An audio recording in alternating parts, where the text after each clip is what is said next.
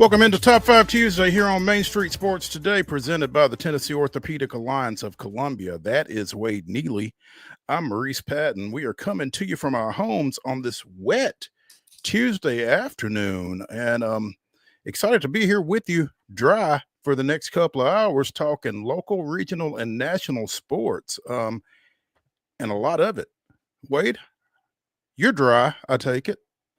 We're dry for now, and yeah, it's pretty yucky outside, but we're glad to be indoors and good to be with everybody here on this Tuesday. A lot to tap into, and looking forward to a good show, honestly. Should be a lot of fun, man. In the next segment, we are going to catch up with the grieving Heather Williams of WCYB-TV out of Johnson City as we get ready for Daytona. And I'm sure she's kind of licking her wounds from Sunday night, our resident Chiefs fan. So we'll be checking on her, and y'all send out some good vibes to Heather, because I'm sure that was a tough night for Heather Sunday night, as it was for a lot of Chiefs fans. At the top of the 3 o'clock hour, we will be joined, as we typically are on Tuesdays, by the Blue Raider voice, soon to be one of the newest members of the TSSAA Hall of Fame, Chip Walters. Looking forward to chatting with him about the past week and what's coming up on campus, and again, his upcoming induction on campus. It's an April event. We'll talk more about that when we get him on at the top of the 3 o'clock hour. But yeah, big news for Chip. Excited for him, man. Much deserved. We will also be talking a little college basketball action, because it's a big night on the Southeastern Conference slate tonight. Big top 15 matchup up in Lexington, the number 1 team in the country coming to town tonight. Little pro basketball to talk about as well.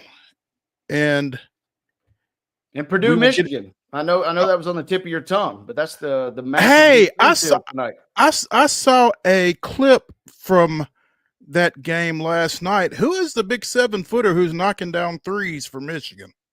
Probably Wolf, Danny Wolf, or you got Vlad Golden. Yeah, it was Wolf. They got Purdue at the crib tonight. That's gonna be a huge game. Wolf, I guess it was a game over the weekend. They showed him out on the left wing taking a little step back three with a jab step and back and nothing but net. Man, 7-footers are playing like point guards nowadays, and I guess Wolf is one of those. That's Joe Sullivan's guy. He was touting him last year at Yale, and he's fit right in under first-year head coach Dusty May. He's been playing well, but yeah, that is a huge showdown for the boys in blue tonight. That is. Yeah, we need to. I'm glad you mentioned that, because it's not. We don't just need to focus on SEC. That's where you come in, Wade. But Brad Willis has been at it again. Still, we will tell you his latest gotcha victim here later in the show. Got some Major League Baseball news as spring training looms for most of those teams here in the next couple of days, and an update on Tiger Woods. So we will talk about all of that. We will close the show with Top 5 Tuesday, presented by MidSouth 5 Fitness. Wade and I will give you our best / most memorable Super Bowls. I don't think Sundays will be on the list, but we'll talk about that. So should be a lot of fun as we stay dry before we go out for Tuesday night basketball tonight. So stay dry as long as we can. Y'all stay dry as long as you can before you have to get out. Stick around and hang out with us here in the dry. Wade, what do you say we get this thing started with yesterday's results and today's schedule on the rundown? This is the rundown. Tuesday rundown is here, boys and girls. Let's dive into it. Girls basketball scores from last night. High school action saw Columbia Academy defeat BGA 68-59. Creekwood on top of Harpeth 69-43. East Hickman all over Santa Fe 59-12. Franklin Road Academy with a 69-49 win versus Middle Tennessee Christian. Mount Juliet besting Oakland 73-60. It was Providence Christian 69, Grace Christian Franklin 23. Smith County all over Watertown 50-36. Trousdale County, the same versus St. Cecilia Academy, 53-27. And the Webb School knocks off University School of Nashville last night, 58-26 was your final. In boys basketball action from Monday, Creekwood with a 49-46 win over Harpeth. It was Santa Fe behind 33 Alden Slaughter points, knocking off host East Hickman 82-54.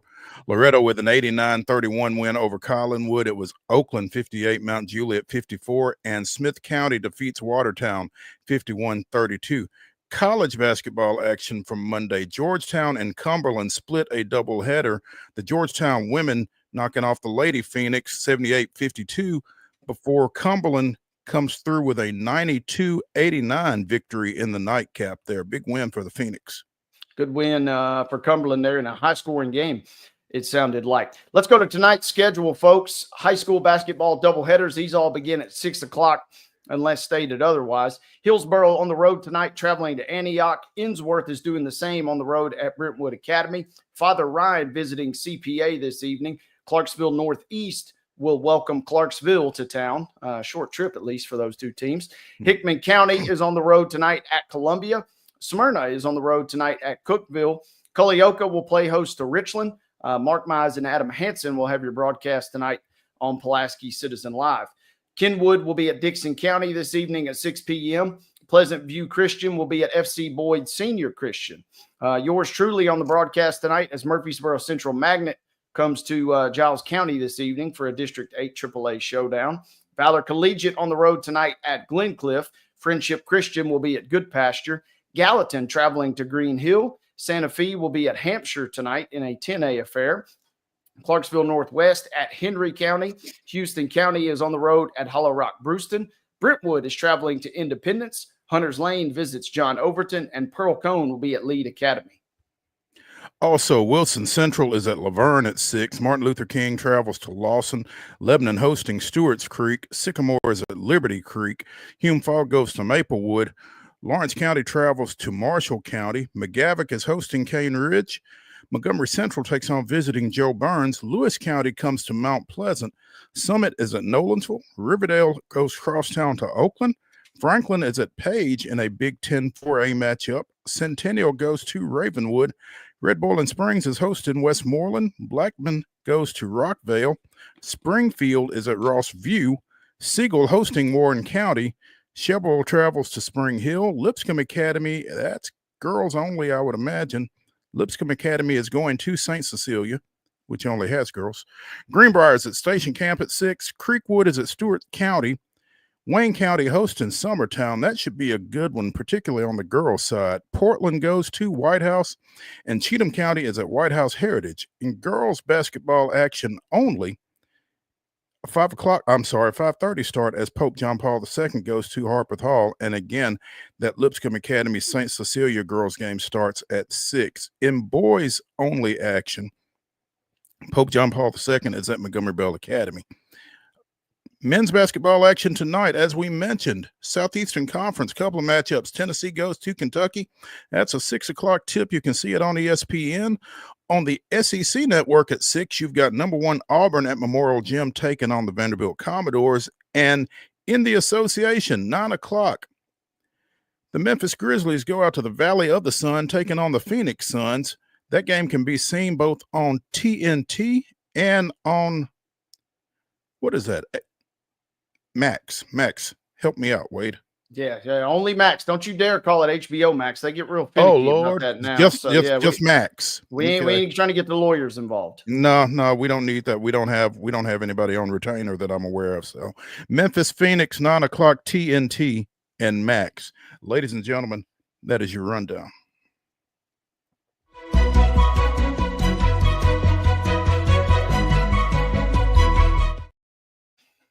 Your top story brought to you, as always, by the fine folks at Piggly Wiggly in Neely's Mill in Columbia. Be sure and check out their delicious daily deli lunch options, available from 11 a.m. until 6 p.m. Also, their hand-cut meats, and everything is cost plus 10% at the cash register. Piggly Wiggly, Neely's Mill, Columbia, bringing you our top story. And there may not be too many people happier than our guest from Friday, Jim Derry of the Datitude podcast down in New Orleans, with our top story, as Kellen Moore and the New Orleans Saints have reached an agreement for him to become their head coach. And, we don't know if Kellen just stayed in New Orleans after the Super Bowl or how that worked out, but he is the latest Saints head man, 36 years old. This guy was playing less than 10 years ago. So it's really kind of been a meteoric rise through the coaching ranks to the head coaching role here. 3 seasons of the backup quarterback with the Lions, was with the Cowboys in 2015 behind Tony Romo and Dak Prescott.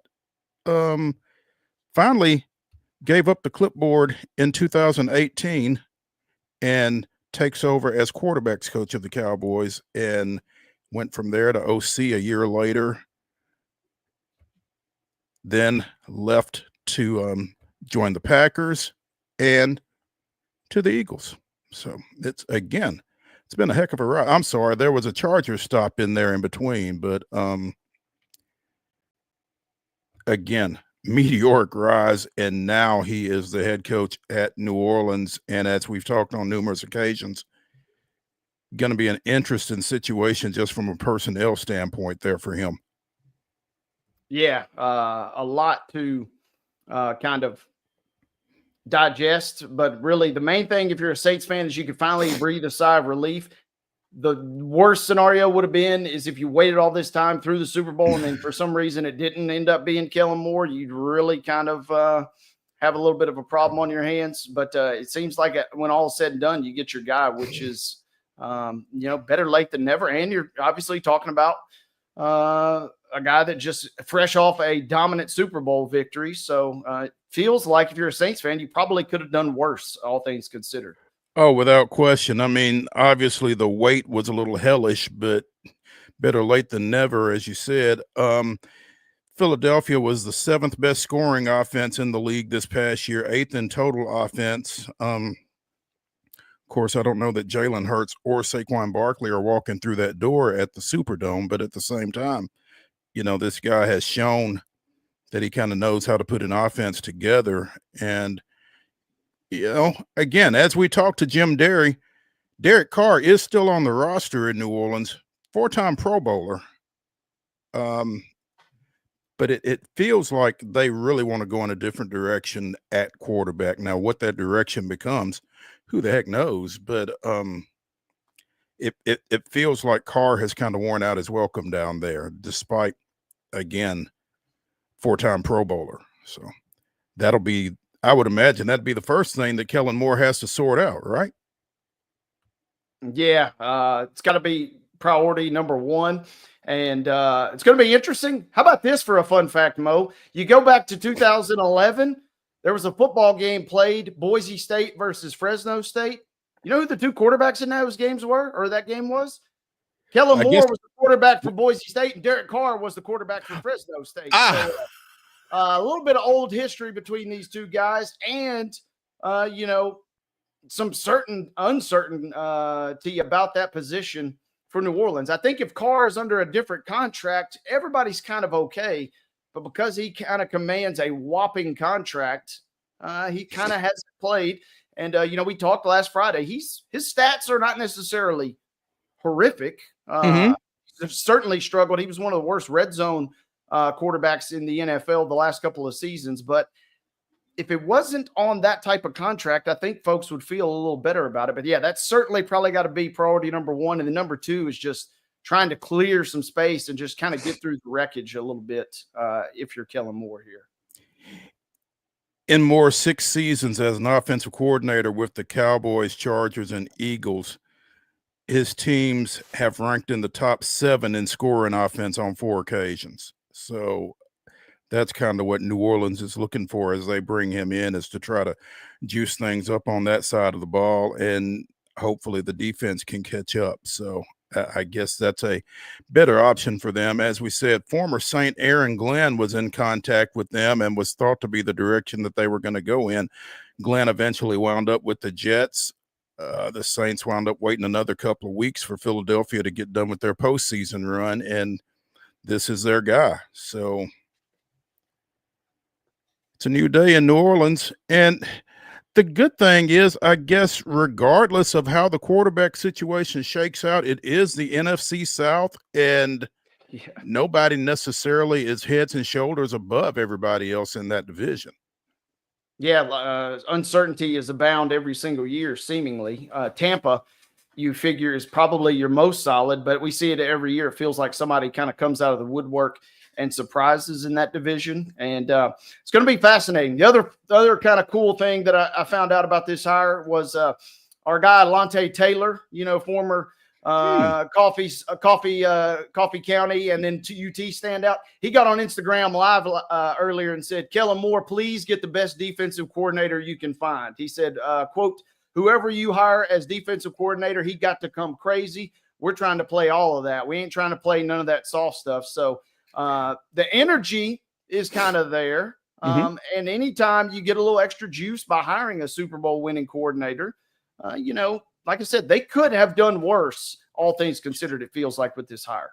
Oh, for certain, they could have done worse. And as you look across the landscape of the hires that took place during this cycle, I'm sure there's someone that did do worse.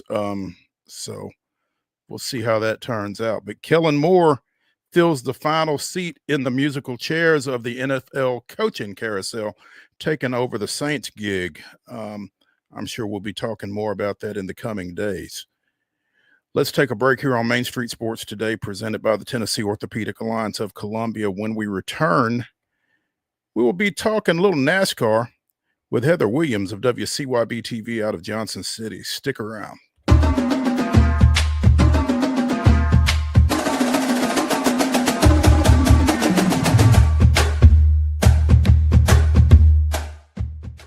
Whether you're an athlete or a weekend warrior, when it comes to your performance, don't settle for anything less than excellence. We're proud to announce that Mid-Tennessee Bone and Joint Clinic is now Tennessee Orthopedic Alliance of Columbia, where we are redefining sports medicine and orthopedics. Tennessee Orthopedic Alliance's team of expert sports medicine physicians understands the unique demands of your body. TOA Columbia specializes in personalized orthopedic care, offering state-of-the-art treatments for everything from sports injuries to joint replacements. Learn more at toacolumbia.com. Step into the Lionel retail store at Opry Mills, Nashville, and you'll be captivated by all the magic of the 123-year history of Lionel trains. Whether you're already a train enthusiast or just getting started, Lionel will energize your love for trains. NASCAR fan? Come check out your local Lionel station to learn all there is to know about model trains and die-cast NASCAR collectibles. Visit nashville.lionel.com or call 615-455-9399. Custom Stone Handlers supplies over 600 distributors and suppliers with quality stone products. Along with River Stone, we produce and distribute over 100 building, landscape, and other bulk products. Our goal is to provide quality products, service, and partnerships to ensure our customers' success. We firmly believe that the measure of any person or company is how they treat other people and customers. Give them a call at 931-490-4990 or visit CustomStonehandlers.com.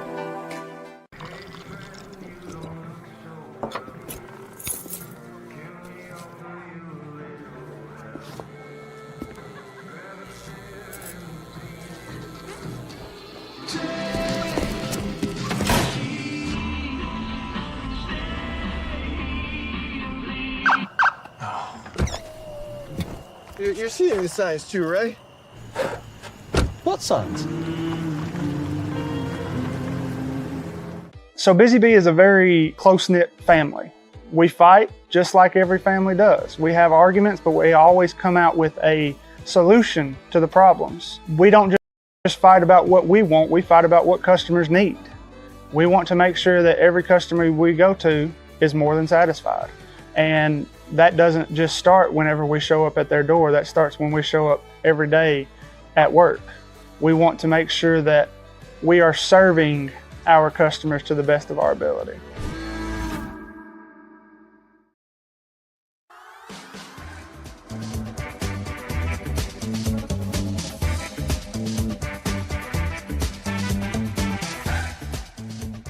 Top 5 Tuesday continues here on Main Street Sports Today, presented by the Tennessee Orthopedic Alliance of Columbia. I'm Maurice Patton.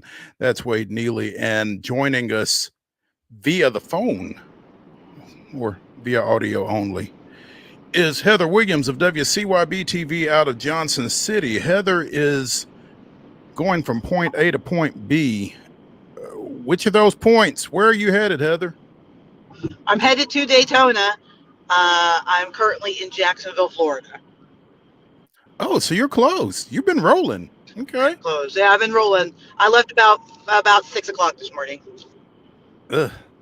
Okay. You're going to log as many miles as the drivers by the time this is all over with, huh?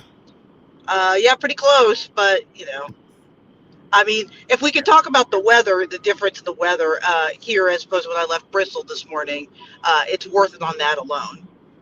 There you go. As we sit here and look out at wet and cold. So yeah, I'm happy for you. This kind of helps. This takes a little of the sting out of Sunday night, huh? Yeah, we're not. I mean, we can talk about Sunday night. I'm actually fine with it. If the floor for the Chiefs is never losing any earlier in the playoffs in the AFC Championship and occasionally getting blown out in the Super Bowl, other people can talk all they want. 31 at least other franchises would take that, or 30 other franchises would take that. The Eagles may not today, but I think everybody else would take that. I think you're absolutely right, and that's a great perspective there. Heather, what are you expecting this week? I'm expected to learn a lot. There's so many changes to drivers, to teams, to drivers in different places, crew chiefs in different places, new organizations, reorganized organizations, expanded organizations that put way more money into the sport. So nobody really knows what all this is going to mean, right? So we're going to learn a lot.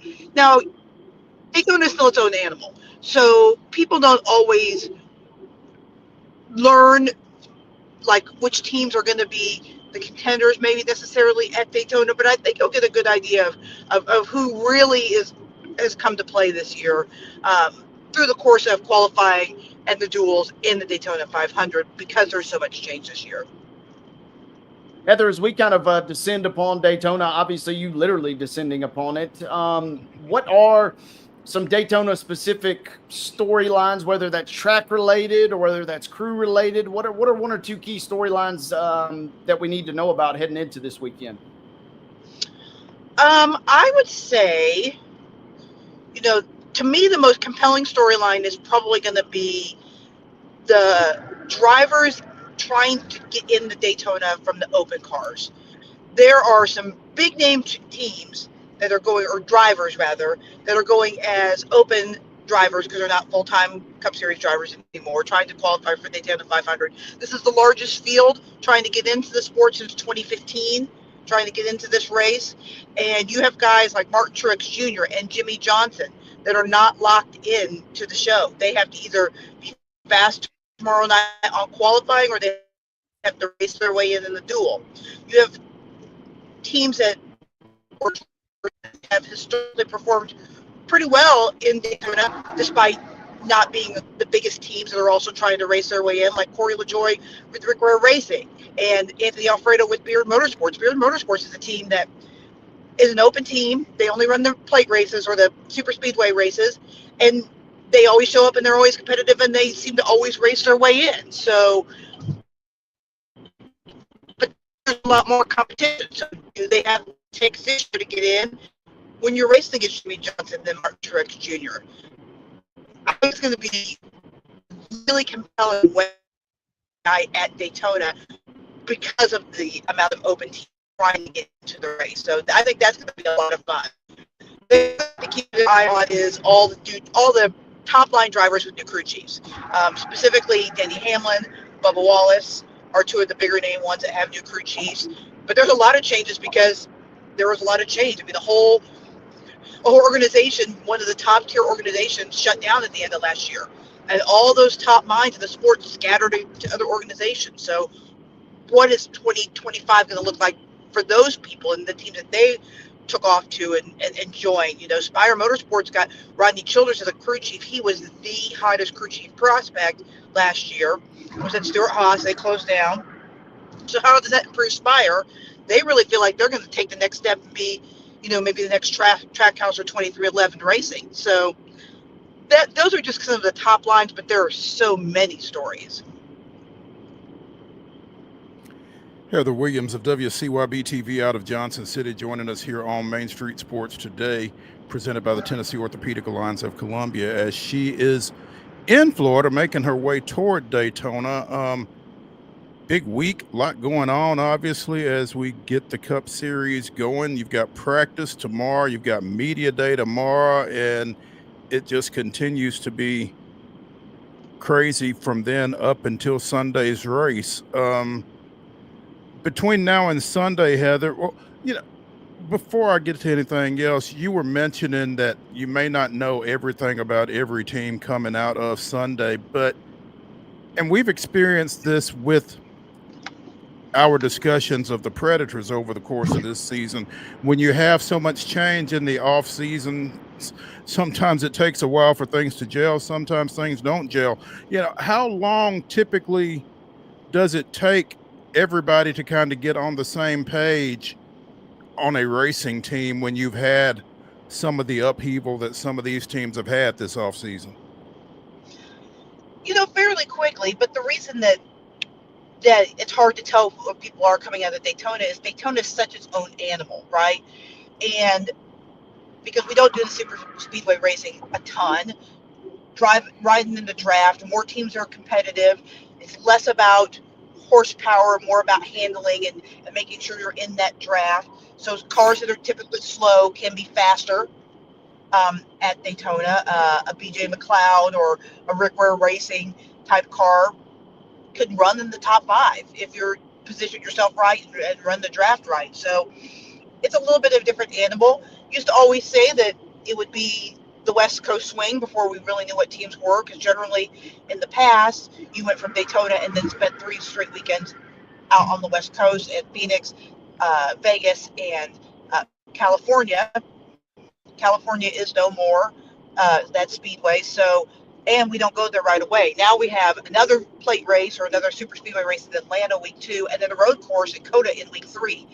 So it might be 4 or 5 weeks into the season this year before we really know which teams are going to be the competitive teams, because we start with 3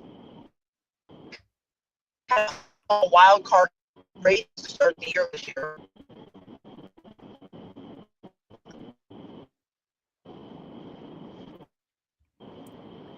Heather, between now and Sunday, you know, what are the, obviously media day tomorrow, but what else are the bigger events for you as you get down there?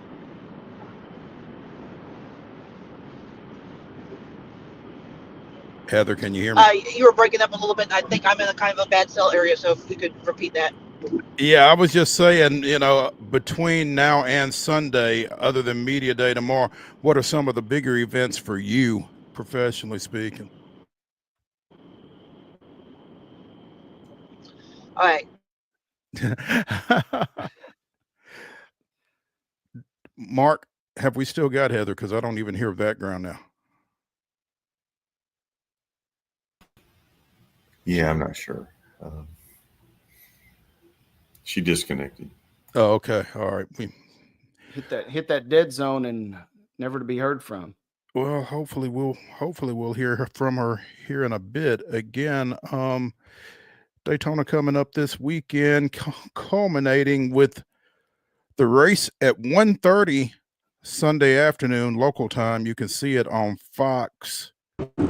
Saturday, working backwards, you've got the ARCA 200 at 11 a.m. on Saturday. You've got qualifying for the Xfinity race prior to the ARCA race, and the Xfinity race, the United Rentals 300, is at 4 o'clock on Saturday afternoon Central Time. You can see that one on the CW. Fridays, you've got qualifying for the Craftsman, among other things. That race, the Fresh from Florida 250, is at 6:30 Central Time. You can see that one on FS1.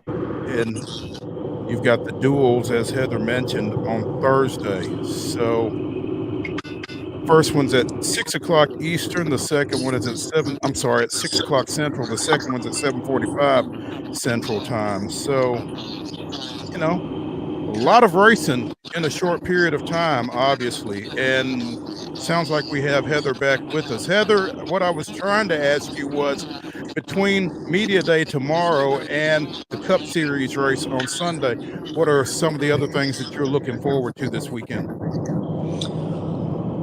Well, I mean, you kind of ran everything down that's going on, and every bit of it's going to be dramatic and interesting.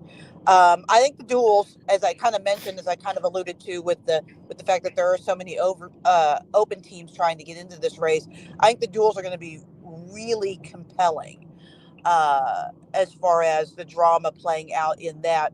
And the thing that's really interesting for the duels is that there are so many people with different agendas, right? Because the only people that are safe in their starting position going into the duels are the two drivers that are the fastest in qualifying. They're on the front row. Everybody else's positions can change through the duel. So you're trying to, get a decent starting position so you can get a decent pit selection, but also you don't want to get too racy unless you have to, because you don't want to wreck your primary Daytona car and have to go to a backup in the duels. So I always find Thursday night to be the most compelling night of racing. Heather, I wanted to ask the 500. I wanted to ask you one more, Heather, kind of about that open team situation. I'm reading, Helio Castroneves probably going to get in, or maybe going to get in via the traditional route with qualifying. But if he doesn't get in and wins or has to use a provisional, his team gets no prize money. Is that correct? And then my question is, what happens with the prize money if he does take home a big check? Where does that prize money go? Does that get redistributed? Yeah, well, so basically he would get in from a new thing that's like basically a I don't know what you would call it, a superstar world-class driver, professional. Yeah. And that's an extra spot. That's an extra starting spot. So there is no prize money set aside for that spot per se. Okay. So really it would just be distributed among the 40 drivers that got in the traditional way. So with that being said, how much of an impact do you anticipate from a guy? We're talking about a four-time IndyCar or four-time Indy 500 winner. It'll be interesting to see. He's got a ton of experience in Daytona on the road course. He's run the Rolex and won it multiple times. He's also run an IROC car, which was an old series. People probably remember back in the day where top drivers from all different series would run on a handful of NASCAR tracks and in spec cars that were all identical. He ran in it. Dale Earnhardt ran in it. You had Ron Capps from NHRA ran in it a little bit, and they would all just kind of test their skills against each other across discipline. So, and he's logged laps in Daytona in an IROC car, so he's certainly familiar with the track. Now, these next gen cars and drafting at Daytona is a completely different animal. So I don't really know what to expect. I think he's obviously a talented driver and a quick learner, but history has shown that IndyCar drivers traditionally have a pretty tough time adapting to the Cup Series. There haven't been very many of them that have been successful making the transition from the IndyCar to the Cup Series. So we'll see. Could be an eventful weekend, or he could pick it up really quickly because Helio is exceptionally better than most of those drivers that have tried to make the transition before. Heather, I know that we typically try to shy away from asking you about winners, but who do you think is going to run well this weekend in the Cup Series race? Well, I mean, ask me at Daytona because it doesn't matter. It's a complete crapshoot anyway, right? Put all the cars in a bowl and shake them up and pull out a number is just about as good a way as predicting Daytona is actually using like skill or logic. The active drivers, Denny Hamlin has been the best, but he hasn't been that great since we switched over to the next gen car. The Toyotas in general have not been very good when we switched over to the next gen cars. The Fords have been exceptionally quick in qualifying in the next gen era, but haven't necessarily done that great. In fact, I don't think they've won at all since we switched to the next gen at Daytona. So then I guess you start looking at the Chevys, right? Hendrick Motorsports won last year, a Hendrick affiliated team in what was then JTG Doherty, now Hayek Motorsports, won 2 years ago. So I would probably look in the Chevy camp for a winner. Who that may be. Alex Bowman's pretty good there. William Byron won last year. Chase Elliott's been pretty good there in the past. I'd probably go with one of those three drivers just without seeing a car on the track and not seeing what people have to offer at this point. Yeah, you're kind of flying blind a little bit as we ask you that. I guess the one thing that we can count on is Chase Elliott not winning. I mean, given the lack of success for drivers coming out of the Clash. I mean, yes, but in the past, it's just completely different now because the Clash is at such a different track, right? It's at Bowman Gray, which is nothing like Daytona, so it doesn't really have any bearing on that. But like I said, Hendrick Motorsports historically and especially in recent history has been very good at Daytona, so I think there's a good chance he could be up there at the front for sure. There you go. Hey, Heather, real quick, I just got a text from our favorite 6'7", 250-pound gas man, Justin White. He said he'll be on the lookout for you this week and hopes you have a safe week. If any fights break out, don't look to him, but we'll look for you to maybe get in the mix and break things up this week. Oh, no, if any fights happen, I'm definitely hiding behind him. He's a good shield. He's a good shield, but he's a gentle giant. So I think his fighting days may be done. He would like to maybe step away, but he did want to pass along some I know, but he's regards. 6'7". I could just hide behind him. He doesn't have to fight. I'm 5'3.5". He'd never find me. You're inconspicuous. You're like a ninja, though. You can strike from a number of different angles. You got I just have to like kick kneecaps and ankles. That's about it. There, hey. Know your strengths, Heather. Know your strengths. Heather Williams of WCYB-TV out of Johnson City joining us here on Main Street Sports today, presented by the Tennessee Orthopedic Alliance of Columbia. Talking a little NASCAR. Heather, be safe as you navigate and have a great time this week, and we look forward to catching up with you next week. Thanks, guys. I just hit Jacksonville traffic, so there you go. Godspeed. Yeah, good thanks. luck. Yeah, we'll talk to you. Get off the phone. You, Heather. All right. Hey, when we continue here on Main Street Sports today, let's get into a little hoops. Stay tuned after the break.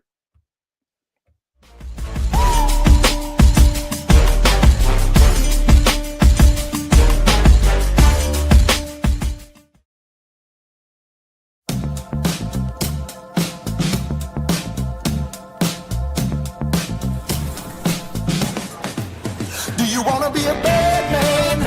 Yes, you do. Do you wanna taste sweet salvation underneath the summer moon? Do you need another hand now? Yes, you do. Go see Miss Josie down on Columbus Avenue.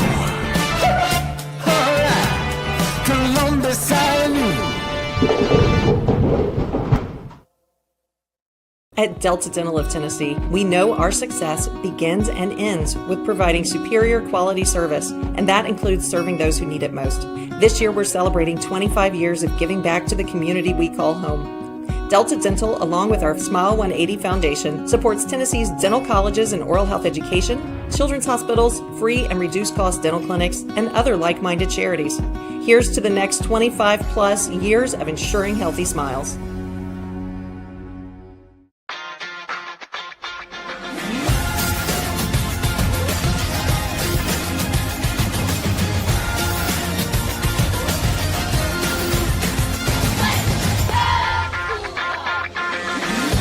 Whether you're an athlete or a weekend warrior, when it comes to your performance, don't settle for anything less than excellence. We're proud to announce that Mid-Tennessee Bone and Joint Clinic is now Tennessee Orthopedic Alliance of Columbia, where we are redefining sports medicine and orthopedics. Tennessee Orthopedic Alliance's team of expert sports medicine physicians understands the unique demands of your body. TOA Columbia specializes in personalized orthopedic care, offering state-of-the-art treatments for everything from sports injuries to joint replacements. Learn more at toacolumbia.com. So, you want to be a part of the Busy Bee team, huh? Well, how do you see yourself fitting into the organization? Oh, I get it. You want to be a weather beater.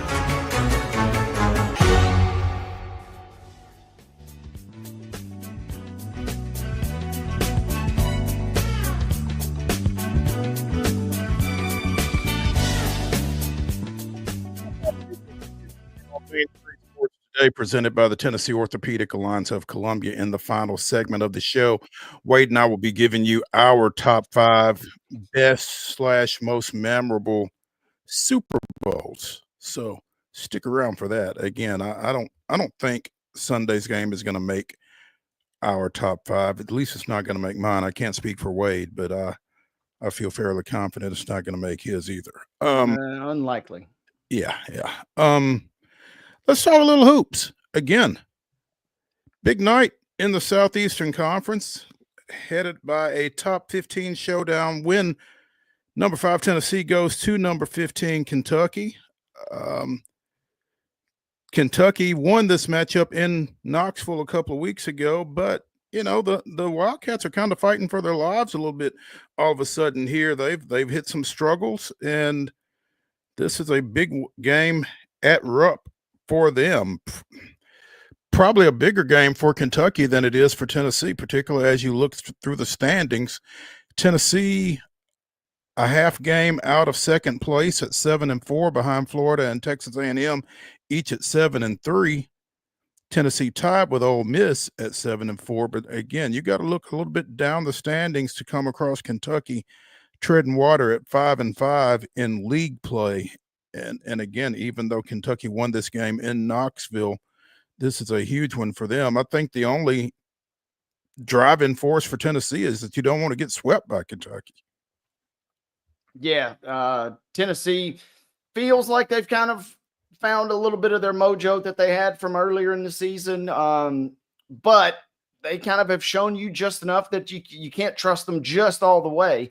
And Kentucky's obviously had their number literally recently, but some weird things always happen in that building, and Tennessee will have to be on their P's and Q's. But you're right, Kentucky feels like they have to be more on high alert. They need this win more than Tennessee needs this win. A win for Tennessee would be certainly nice, but it feels like a win for Kentucky seems critical tonight.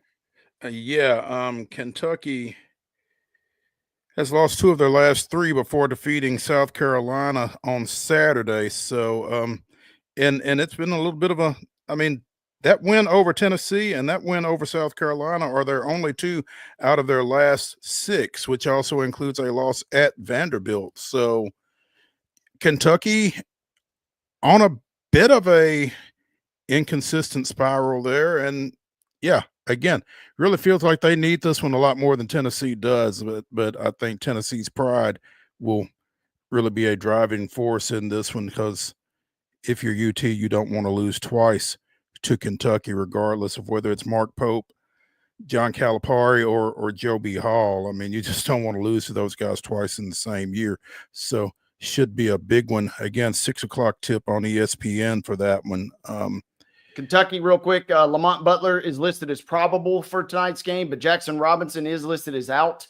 So kind of the same situation. The lineup continues to kind of be in flux for the Wildcats. It didn't hurt them last time, but man, if you're Kentucky, you're like, it'd be nice to play a team at full strength for a change. But we'll see what Butler can do, because again, he's listed as probable for this evening. Also at 6 o'clock tonight on the SEC network, and it's pretty wild that the number 1 team in the country gets relegated to the SEC network relative to ESPN, but that's where Auburn and Vanderbilt will play. And number 1 or not, if you are Auburn coming into Memorial, you speaking of P's and Q's, you really got to be on them, because Vanderbilt has already picked off a couple of folks at home. Looking at you, Tennessee and Kentucky. So, and it might be a little bit of a stretch, but we kind of thought those would be as well. And coming off a good game, good win this weekend against Texas as well, the Commodores are. So, Mark Byington has got them playing well and playing with some confidence. And I don't imagine they're going to back away from Auburn, but there are some built-in shortcomings, shall we say, for the Commodores in this one. Yeah, and Vegas has given Auburn a pretty lengthy cushion. They're about a 9.5-point favorite in tonight's game. So Auburn, you're right. We gave you a little bit of a pass with the loss last weekend to Florida, but the same rules apply to Auburn that have applied to everybody. You cannot afford to let one loss turn into multiple losses, or else you'll find yourself going from one day dreaming about maybe potentially running the table to not only losing 2 in a row, but then you got that massive showdown versus Bama looming coming up this weekend. So they really need to take care of business tonight. Yeah. And, this might be a good place for Vanderbilt to be ahead of that Alabama game as well. Maybe you catch Auburn looking ahead a little bit, a little less than focused, maybe. So, again, may not be a bad place for Vanderbilt to be. Florida goes to Mississippi State in another top 25 matchup. The Gators number 3, Mississippi State 22nd. Number 2, Alabama is at Texas tonight, and Georgia is at number 8, Texas A&M. Georgia, to be an unranked team, Georgia has been dangerous at times. They've had a tough time closing things out, 4-7 in league play, but they've given some folks some problems. So I don't know what Texas, again, coming off that loss to Vanderbilt on Saturday, is going to look like. But this could sneaky be a good game, it feels like. Yeah, Georgia's proven that they can, hang around if you let them. Really, any team outside of maybe LSU is kind of in that same vein this year. So Texas A&M going to have to kind of be mindful of that tonight. Alabama's got to go to Texas, like you said, who's, suddenly surging, even though they did take one on the chin at Vanderbilt. But going real quickly back to that Vanderbilt team, this is a massive game tonight. They're all massive coming up. But if you can somehow get this win, you have a murderer's row with Auburn, Tennessee, Kentucky, Ole Miss, Texas A&M, and Missouri. So all 6 of your next opponents are ranked. You have to take care of business if at all possible, because, yeah, you can maybe lose to Auburn, but like I said, the road doesn't necessarily get any easier. Then, boom, you got to turn right around to Kentucky. Then, boom, you got to turn right around at Tennessee rather than Kentucky. So you really have to be careful, because if you somehow take a little bit of a slide, the schedule is not very kind, and you definitely want to start piecing together as many wins as you can down the stretch. Yeah. Couple worth keeping an eye on tonight. One worth keeping an eye on last night. The Lakers roll Luka Doncic out and pick up a victory against Utah, which, yeah, I don't know, Wade, how much of a shock is it that the Lakers beat the Jazz? Not a shock. Everybody was kind of, I got a couple a couple Lakers friends that were kind of chirping at me last night. And I was like, all right, let's settle down. You're beating the Jazz. And, you got the 12 and 40 Jazz, by the way. Right. Who were involved in the trade to get you Luka. So, maybe they were rolling over in one final act of kindness there. But can't put a lot of stock into it, but it was cool. Feel bad for Baylor and Houston, though, right? I mean, their game gets bumped not even midway through the second half, and ESPN's like, hey, we'll see y'all later. We got Luka's debut. But it was cool. They had the Serbian warm-up music going. They introduced him last in the starting lineups, kind of like LeBron did with D. Wade when he was down in Miami, kind of playing the ultimate team player role. But, yeah, you should roll over the Jazz. They play the Jazz again in tomorrow night or 2 nights' time in Utah. So nice little easy way. Luka didn't necessarily have the best night shooting from downtown, but it didn't really matter. All the Lakers starters were in double figures. Unfortunately, that's really all the Lakers have these days is their starting 5. So they kind of took care of business the way they were supposed to. Can't put a ton of stock into it. By the way, if you were not able to see or hear about the tail end of that Baylor-Houston game, Houston won at 76-65. So, yeah, they just got bumped. They said, "You're on ESPNU. Get out of here." That's kind of sad, but it kind of tells you where you are, I guess. All it took for the Warriors to get right was adding Jimmy Butler, right? They are 2-0 since he got there after last night's 125-111 win over Milwaukee. Seems like it, right? You know, it was kind of neat in a sense. They were running some high-low stuff. One of the few highlights I saw from last night, they're running Draymond's throwing lobs to Jimmy. So, you know, everything's going okay right now. But that's kind of what we anticipated. You know, we're still in the honeymoon phase. Right. We haven't had time for Draymond really to get under Jimmy's skin and vice versa just yet. So, nice little win. The Bucks kind of in a weird spot right now, and at the end of the day, Golden State, they can't afford to take any team lightly. But that was a good win, especially on the road. Do you have a date for when Draymond and Jimmy Bucket square off? You know, I don't know that it may not come until the postseason when things, you know, when they really get backed into a corner, whether it's the play-in game or whether it's, you know, they do actually make the bona fide playoffs. But there will be a moment where tempers, it feels like, flare. And like I said, they're either going to be fighting each other or they're going to gang up 2-on-1 with a couple of sucker punches on whoever they're playing in the playoffs. So it feels inevitable. But right now, things are okay. Kind of an oil and water kind of thing, huh? Yeah, and then you have Curry, you know, kind of as the ultimate peacemaker if you need to. But it feels like it's going to be inevitable with those guys. Just stay tuned. Did you see Curry sneak into the Bucks prayer circle after the game last night? He did not. Yeah. He walked up on them and joined in their post-game prayer. And, you know, Curry is one of the few folks that can probably get away with that just because, like you said, everybody loves him. So it's cool. But not too many other folks could probably crash a team's post-game circle like that. But, yes, I saw a clip of that last night. That was interesting, to say the least. That one, hey, real quick, and we talked about the Lakers game. I didn't even flip over to that one for a while because the other team in that trade, the Mavericks, we talked a little bit about AD being out. But man, they had a wild game. Watched almost all the fourth quarter and overtime last night. They fall at the end to the Kings as DeRozan goes nuclear for 42. But Kyrie was giving them the business. I mean, it was a great little Western Conference showdown. And you know, Dallas is kind of reeling a little bit. The fans were certainly not happy, and the fact the fans certainly were not happy, and the fact they lost at home made things worse. So stay tuned for Dallas as well. Put some respect on Kyrie's name. He's an all-star. Yeah, swap in one teammate for the other, right? Yeah, taking AD's spot with that adductor strain that's going to have him down for a minute apparently. So yeah, Kyrie is an all-star. They took the L last night, like you said, to Sacramento.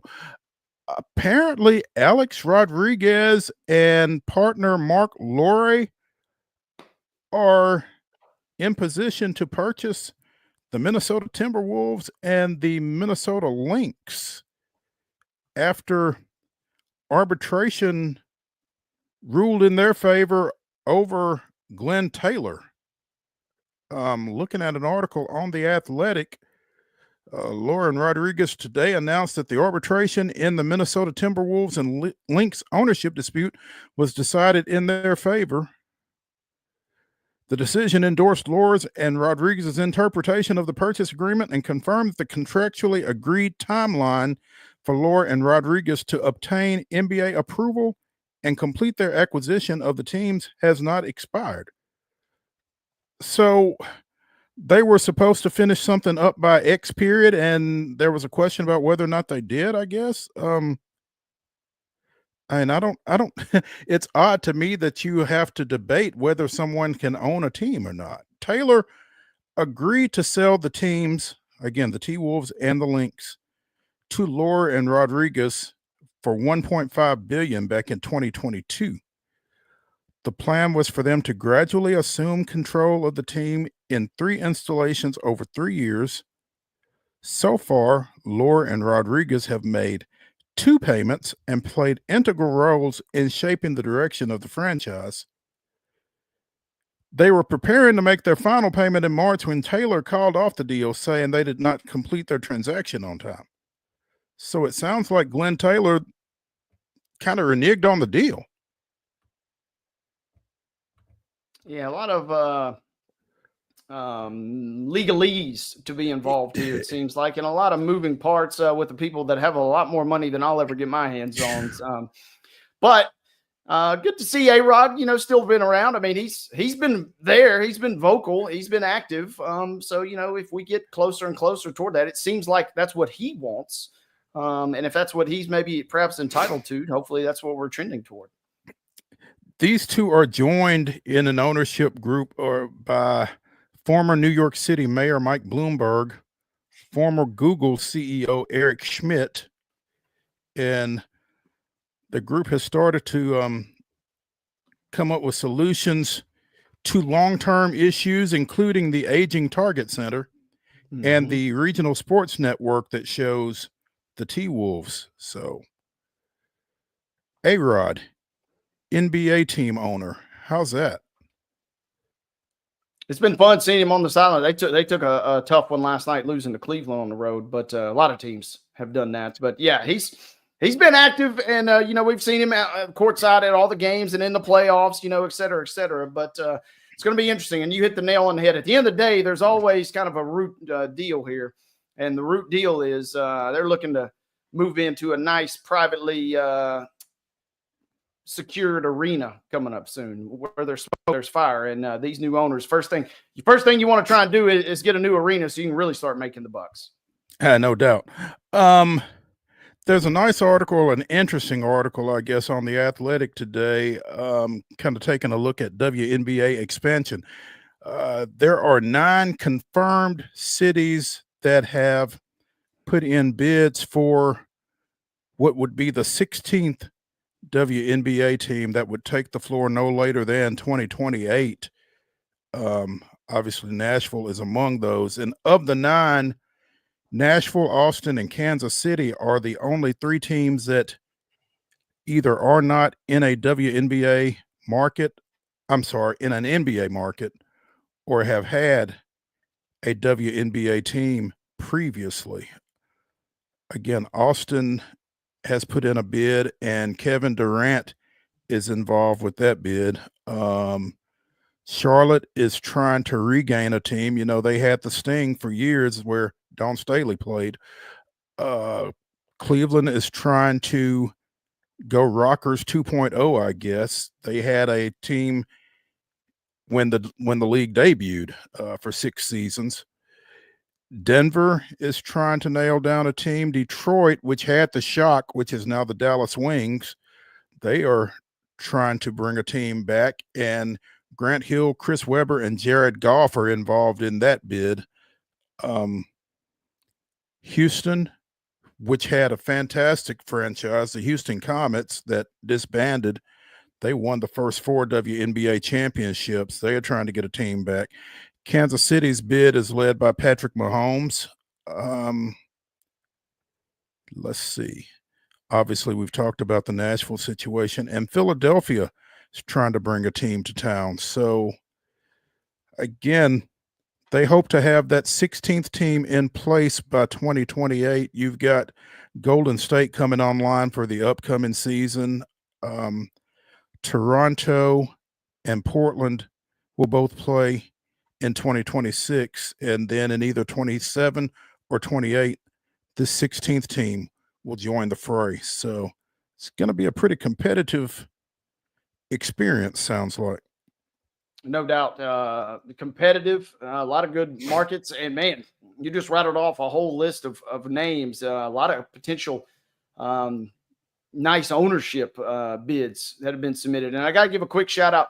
Last Friday's episode of Lame Stream Sports with Braden Gall and Steve Cavendish, man, they had a terrific breakdown from really start to finish of how the bid kind of came together, how rock solid. That was the thing, is everybody was gushing about how rock solid the Tennessee Summit bid kind of is, because we're talking about these other teams, but it just, and granted, we're in the footprint of Nashville, but it doesn't feel like any other bid is getting this much national attention, this much national buzz with the nod to Pat Summit, and then with the ownership group comprising of the Haslams and Candace Parker, Peyton Manning, Faith, and Tim, obviously. It feels like Nashville has kind of really put together a rock-solid bid, and they did a great job of breaking it down last week, because this feels like the nice, perfect little soft spot for any sort of new professional franchise in Music City. You know, it feels, we said it when we first discussed this about a week and a half ago, that it just feels like the thing with the Tennessee Summit, you know, invoking the memory and the legacy of the late UT women's coach Pat Summitt, and the ownership group, like you said, everything else that goes with it. I wonder how much they will be hampered by the fact that the NBA isn't already here. You know, I've seen some crazy tweets that the team should be in Memphis rather than Nashville, which is kind of ridiculous, but everybody always wants to heat up that Memphis-Nashville discussion, I guess. But rivalry. Yeah, Hatred, for lack of a better phrase. You know, icy, whatever, a number of different ways we could put that. Exactly. Yeah. So I'll be interested to see how this goes, obviously, but there are a lot of groups that have some weight behind them. It feels like Nashville, and again, maybe it's biased because this is where we are, but it feels like this is going to be a good, solid bid, a good, solid organization, like you said. So we'll be keeping an eye on that. That's the thing real quick that they mentioned is you need two things. You need a billionaire with a B, and Nashville's got that with the Hassels. And then you also need a great facility, and they have that with Bridgestone, which is going to be renovated by the time this bid would come to fruition anyway. So you got the two big check marks. I don't know that these others have as much juice behind them as Nashville does, which has got to be exciting. Yeah, absolutely. Let's take a break here on Main Street Sports Today, presented by the Tennessee Orthopedic Alliance of Columbia, because we've got in the green room 2025 TSSAA Hall of Fame inductee Chip Walters to talk to us a little bit about Middle Tennessee State. Stay tuned after the break.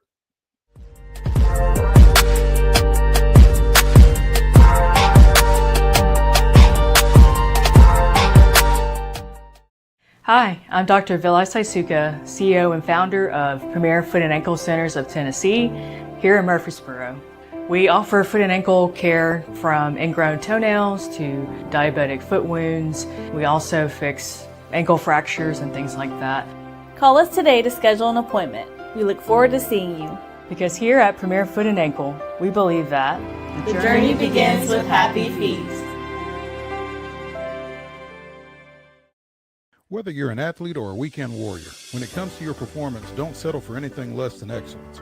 We're proud to announce that Mid-Tennessee Bone and Joint Clinic is now Tennessee Orthopedic Alliance of Columbia, where we are redefining sports medicine and orthopedics. Tennessee Orthopedic Alliance's team of expert sports medicine physicians understands the unique demands of your body.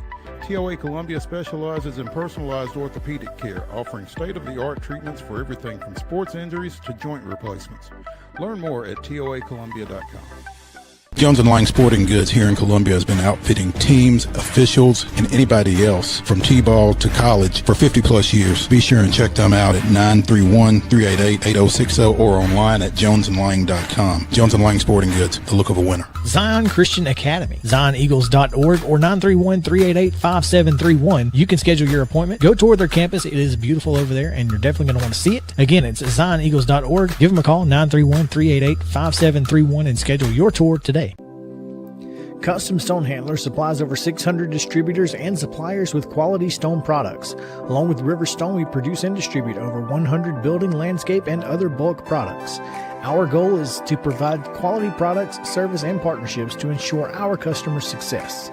We firmly believe that the measure of any person or company is how they treat other people and customers.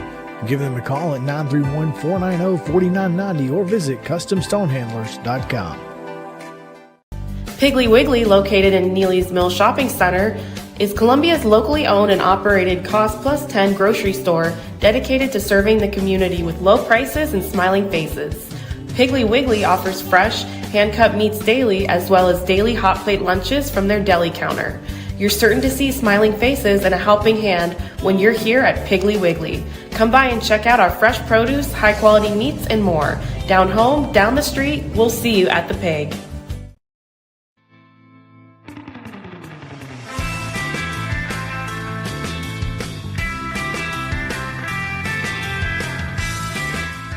Hour number 2 of Top 5 Tuesday here on Main Street Sports Today. Get started right now. I'm Maurice Patton.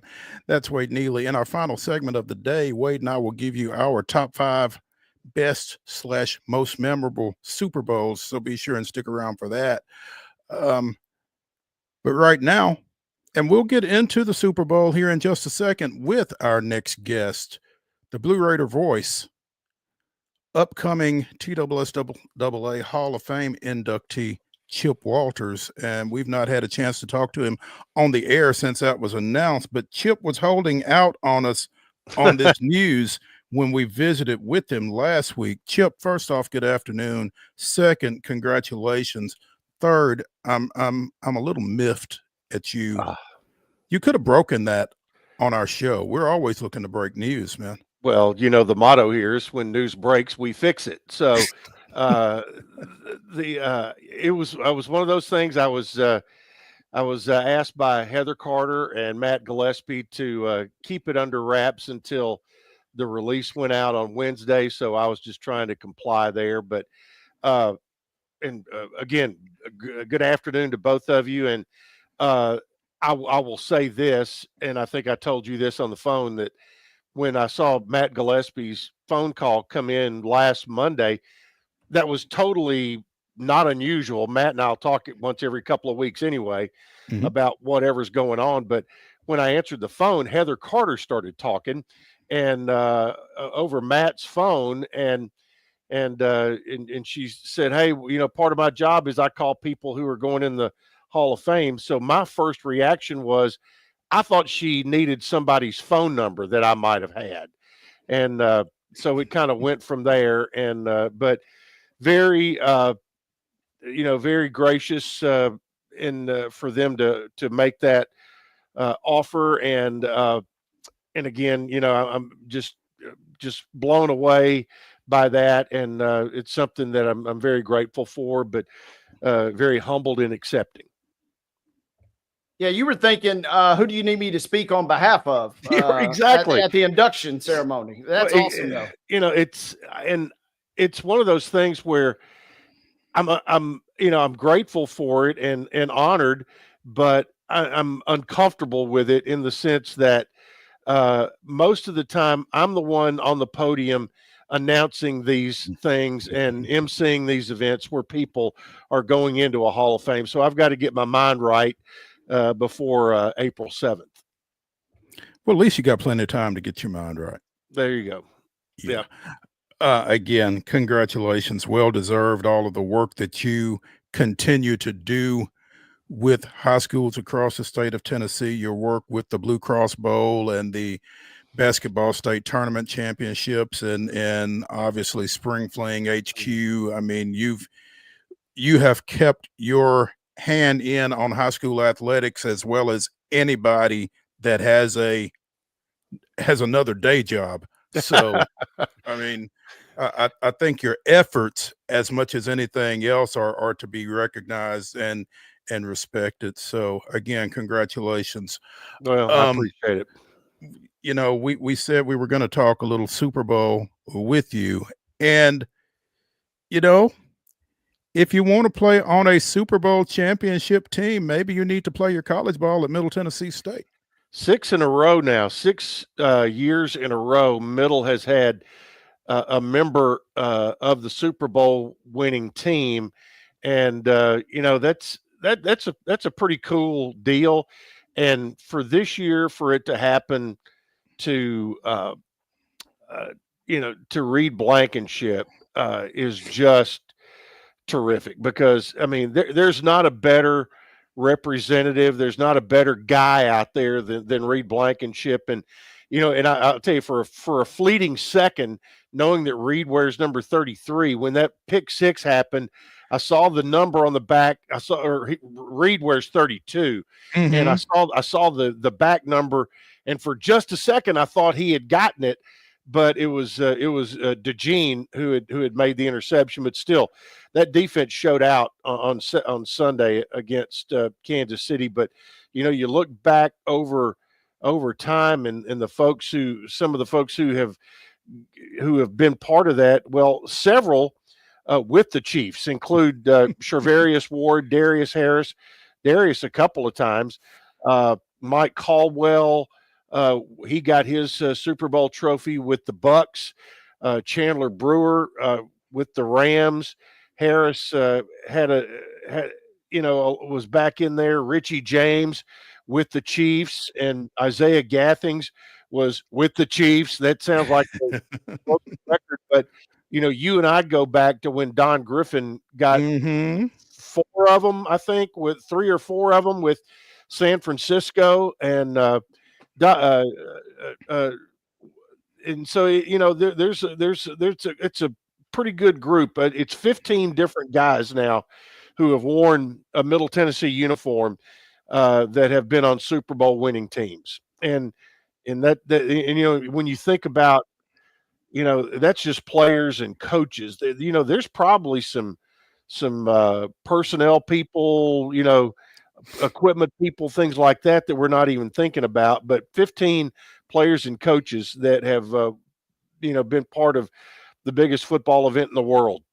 And Reed, given his entry point into the National Football League, may be one of the more improbable ones. I mean, he's an undrafted free agent who had to make the team in training camp, and he has really acquitted himself well over his career after a quite productive career in Murfreesboro. All-time leading tackler in MTSU history, and you and I have been around this program just a little bit. We know that there have been some dudes to come through there on the defensive side of the ball. If you come out of MTSU as the all-time leading tackler, you've done something. Well, you've stayed healthy. You've played a lot of games since your freshman year, and you've been where the ball is. And I tell you, for a guy like you mentioned, an undrafted free agent kid from Athens, Alabama, or Limestone County, Alabama, more precise. He's just a real great story. And part of his story, he's going to be getting married later this year. His fiance is a young lady named Elsa Schaefer, whose dad happens to be named Scott Schaefer, who was Reed's defensive coordinator in college. So they met while Reed was playing, and Elsa is a teacher in Smyrna, and she finished up, she got her degree here. The Schaefers still live in town, and Scott and Missy were able to go to the Super Bowl along with Reed's parents, and they had a great weekend in New Orleans. I was texting with Coach Schaefer even Sunday night, and it's a great family story. Not only their families, but part of, as we mentioned, to get it started, part of the Blue Raider family. It's fantastic, and it's always nice to see a local kid or a kid with local ties like that to be involved with something like that. So again, congratulations to him, and also again, if you want to win a Super Bowl, might ought to think about Murfreesboro. Just saying. Especially if you're a defensive back, right? Yeah, it seems so. I mean, Ray Oldham got the first one with the Colts back in the day, and then, like you said, Don Griffin, and yeah, it seems to be particularly on the defensive side of the ball. So we need some offensive guys in there. Big week last week for the women. A little bit of tougher week for the guys on the hardwood. MTSU swept Kennesaw and Jack State in women's play. Men fell at Jack State on Thursday night, bounced back and defeated Kennesaw on Saturday. Standings have not really changed a whole lot, have they, Chip? Not really on the women's side. Well, Liberty's picked up a loss on the women's side, so the middle women are alone in first place in Conference USA at 10-1. Liberty a game back, Western a game behind Liberty. So that's your top 3, and Louisiana Tech rounds out the top 4 at 6-5. Now, on the men's side, Middle has gotten a split on all 3 road trips they've had to make this year on all 3 road swings where you have a 2-game swing. They got one the first weekend at FIU. They got one the second road swing against Sam Houston, and then picked up the one at Kennesaw. Jack State is still undefeated at home for the entire year. They have been so far the class of the league. They've got a great scorer in Jerron Pierre, and he got hot early, hit 3.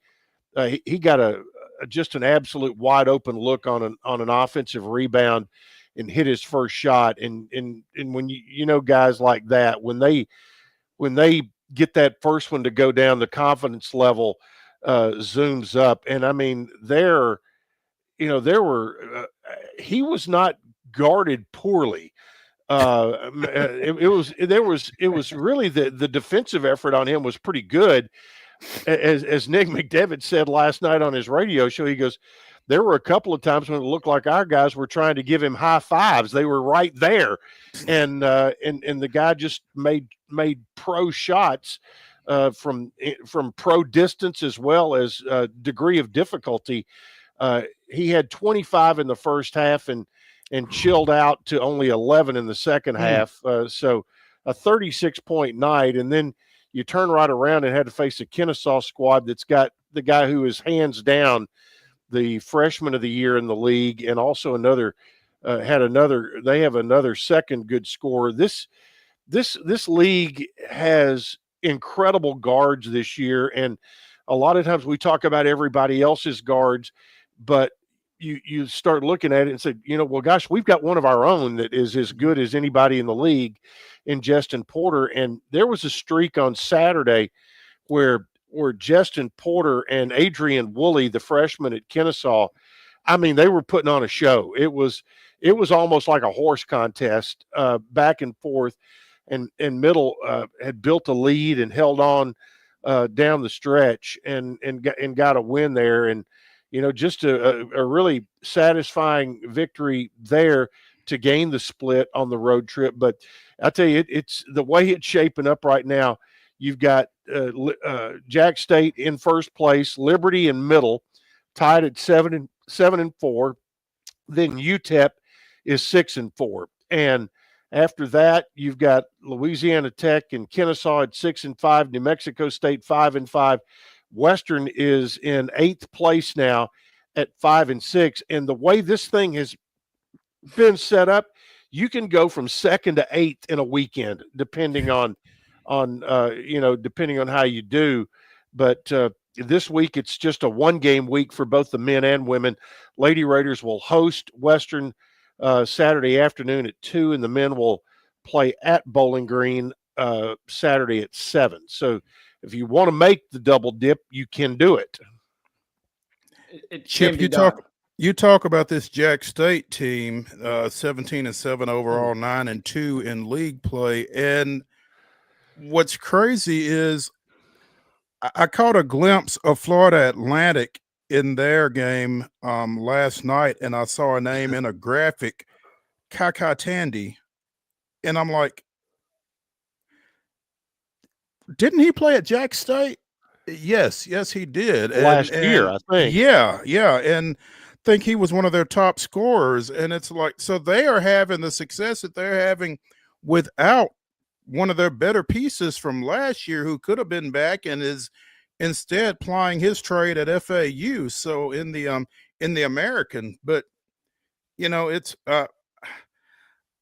I hesitate to give Ray Harper too much credit for obvious reasons, but clearly he has got them playing some really good ball right now. And so kudos to the Gamecocks. Well, and according to our coaches, they've also made a major change in how they defend ball screens. And I mean, that's something, fans and us a lot of times are looking at who's putting the biscuit in the basket and that kind of thing. But Right. but coaches, noticed those kind of things and said they made a seismic change in how they defended ball screens, and it's really made a difference in how they have the success that they have had. But their big kid right now, you mentioned the young man who went from Jack State to FAU. Their big gun now was probably freshman of the year in the Sun Belt at Southern Miss 4 years ago, because I remember him having a great game against us as a freshman when he was down in Hattiesburg. So it's everybody's got a lot of stickers on their suitcase these days. No doubt. One player who does not have a lot of stickers on her suitcase, and we certainly need to give a shout out to Conference USA Women's Basketball Player of the Week this week, Tamia Scott, the junior out of Clarksville. I made it over to the Jack State game on Thursday night because I had to come get wings for Super Bowl Sunday, and you know where I went. But yes.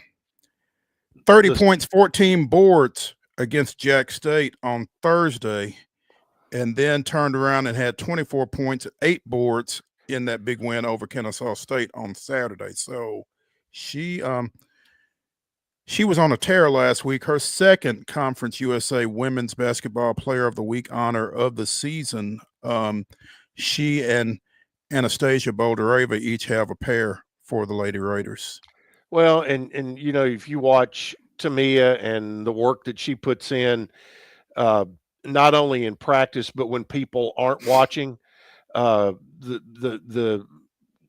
you're coming over there at nighttime and getting shots up in the dark and on a cold winter night, and she's doing, I think the coaching staff has done a great job with her, putting her in positions to be successful, but she's also done the work herself in developing her skill set. And you've watched her so much that she is, it just comes easy to her.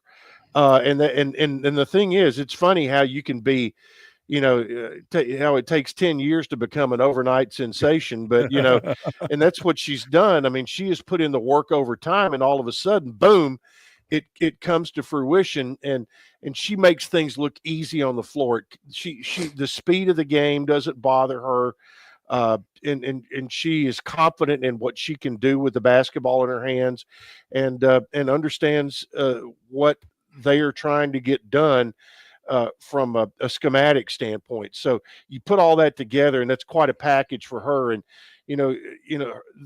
we've been talking all year about how Anastasia Boldareva might be the favorite for Player of the Year in the conference. I know New Mexico State has a really good score, but Anastasia's biggest competition might be on her own team. Right. Clearly. Chip Walters, the Blue Raider voice, joining us here on Main Street Sports today, as he typically does on Tuesdays. You mentioned the women have Western Kentucky coming in at 2 Saturday afternoon. The men go up there at 6. And I can't imagine that Rick Insell would remind his kids of what happened the last time they played Western Kentucky. Well, I will just say this, and I will quote him from his radio show last night. We hadn't even talked about that. So have you seen that meme of Viola Davis from, How to Get Away with Murder, when she rolls her eyes and puts her purse on her shoulder and walks out? That is my reaction to that. Yeah, but, I understand. But it was just Monday, I guess. So maybe they hadn't then. Well, and I think he probably won't have to say anything, because I promise you, every one of them on that roster they know who's on the schedule on Saturday, and they know what happened in Bowling Green. And after Middle had gotten off to a terrific start in that game, things kind of went south. But it'll be I think there will be some juice in the building on Saturday. I don't think there's any question. Mr. Neely, hey, you're on mute. He's on mute. He's on. Man, I was agreeing with you guys the whole way, and I was like, man, okay, I guess, but yeah, not much motivation needed, to say the least. And quintessential Slick Rick right there. Yeah, we hadn't really talked about that. Yeah, I mean, he feels, he gets a little extra juice in his system too on when it comes to Western Kentucky. he is gone for a long time and tried not to, he'll make a point of he doesn't want to spend any money. They'll like drive up to Bowling Green and drive home.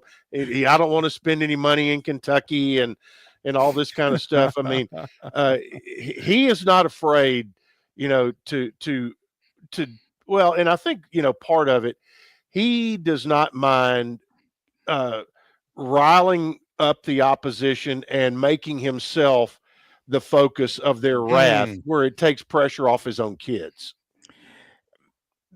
Very Steve Spurrier-ish. Oh, absolutely. Is Rick. Yeah. Yeah. So that should be a fun one. If you have a chance to get over there, do so. If you have a chance to get over there the next 3 Saturdays, basically do so, because a week from Saturday is alumni reunion men's style, as they will have Sam Houston State coming in on February 22nd. The following weekend, it's the women as Texas El Paso comes to town, and there will certainly be a lot of luminaries in the building for both of those. Yeah, and there's a lot of guys already.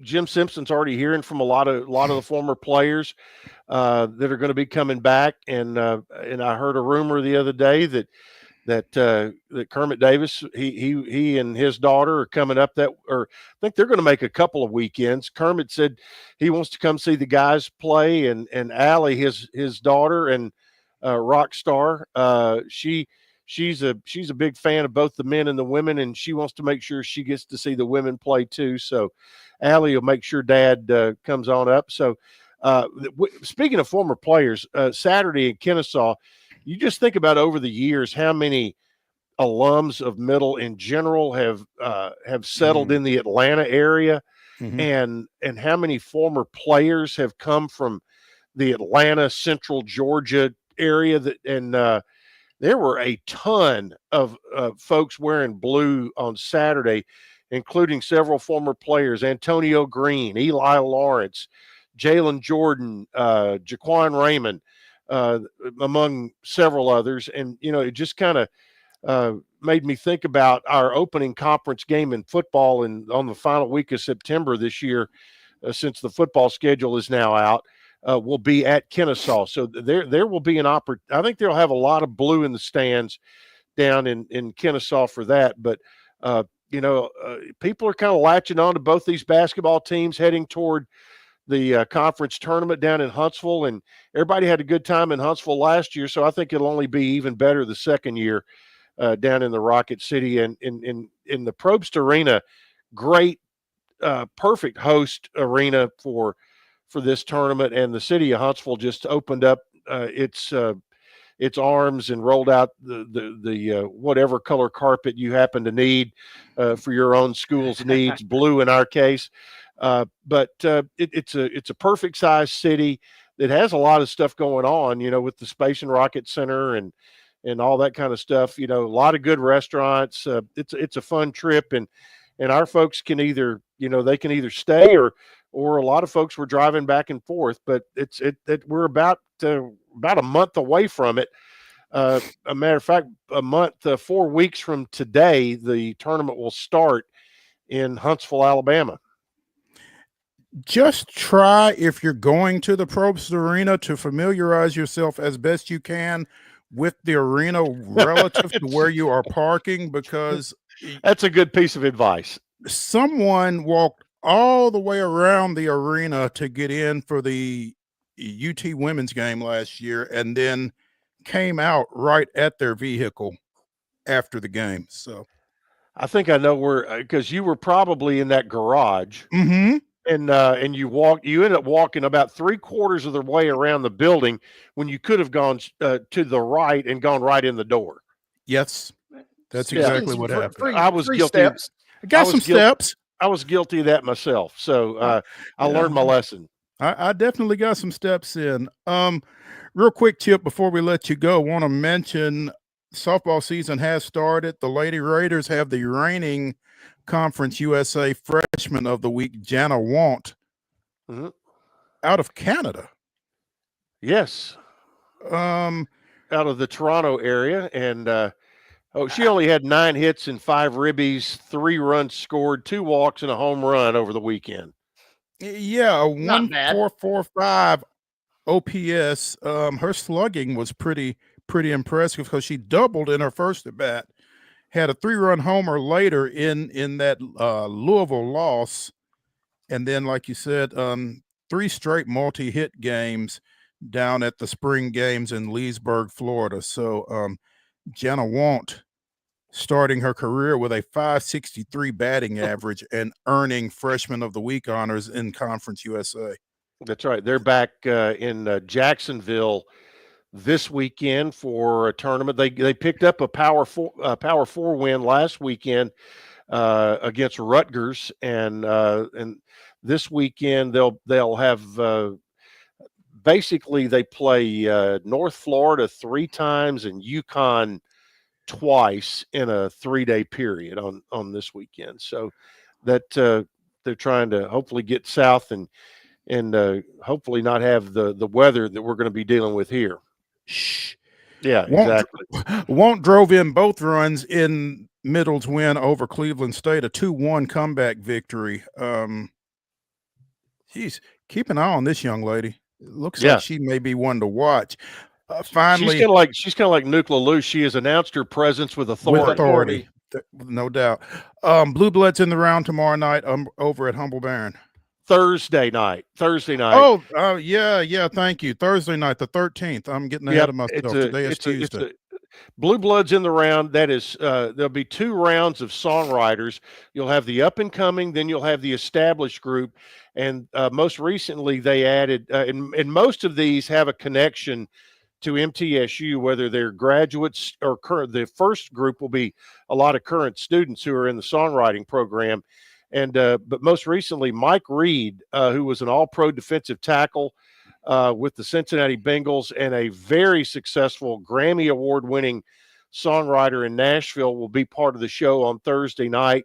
And among his many hits, one that most people will remember was Stranger in My House by Ronnie Millsaps. And so Mike Reed will be there, and the proceeds go to the MTSU Athletic Department NIL. Raiders Rising, right? Yeah. Is that the collective? Well, this is actually the in-house portion of that. So there's my bad. Okay. Different purse to put some funds in. Okay. Different. Get us purse. another Super Bowl winner. Yeah, that's right. No doubt. There we go. That's right. Chip, we appreciate it as always. Congratulations again. And we will be talking to you next week. We will talk to you next Tuesday. See you guys. Sounds good. Thanks. You, Chip. Mm-hmm. Let's take a break here on Main Street Sports Today, presented by the Tennessee Orthopedic Alliance of Columbia. Come back, get into the grab bag before our final segment, Top 5 Tuesday, where Wade and I give you our top 5 best/most memorable Super Bowls. Stay tuned.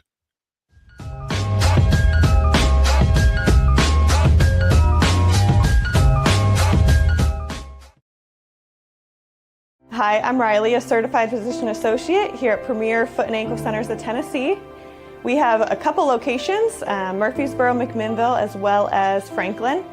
We treat people of all ages. We're excited to get you back on your feet and hope we can help you today.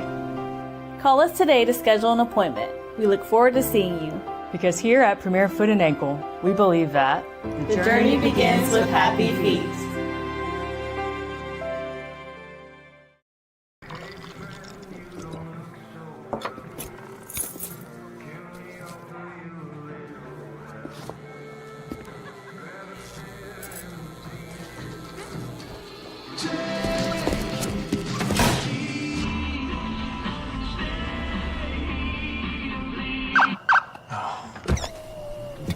You're seeing the signs too, right? What signs? Whether you're an athlete or a weekend warrior, when it comes to your performance, don't settle for anything less than excellence. We're proud to announce that Mid-Tennessee Bone and Joint Clinic is now Tennessee Orthopedic Alliance of Columbia. where we are redefining sports medicine and orthopedics. Tennessee Orthopedic Alliance's team of expert sports medicine physicians understands the unique demands of your body. TOA Columbia specializes in personalized orthopedic care, offering state-of-the-art treatments for everything from sports injuries to joint replacements. Learn more at toacolumbia.com. Jones & Lang Sporting Goods here in Columbia has been outfitting teams, officials, and anybody else from T-ball to college for 50 plus years. Be sure and check them out at 931-388-8060 or online at jonesandlang.com. Jones & Lang Sporting Goods, the look of a winner. Zion Christian Academy, zioneagles.org or 931-388-5731. You can schedule your appointment. Go tour their campus. It is beautiful over there, and you're definitely going to want to see it. Again, it's zioneagles.org. Give them a call, 931-388-5731, and schedule your tour today. Piggly Wiggly, located in Neely's Mill Shopping Center, is Columbia's locally owned and operated Cost Plus 10 grocery store dedicated to serving the community with low prices and smiling faces. Piggly Wiggly offers fresh, hand-cut meats daily as well as daily hot plate lunches from their deli counter. You're certain to see smiling faces and a helping hand when you're here at Piggly Wiggly. Come by and check out our fresh produce, high-quality meats, and more. Down home, down the street, we'll see you at the Pig.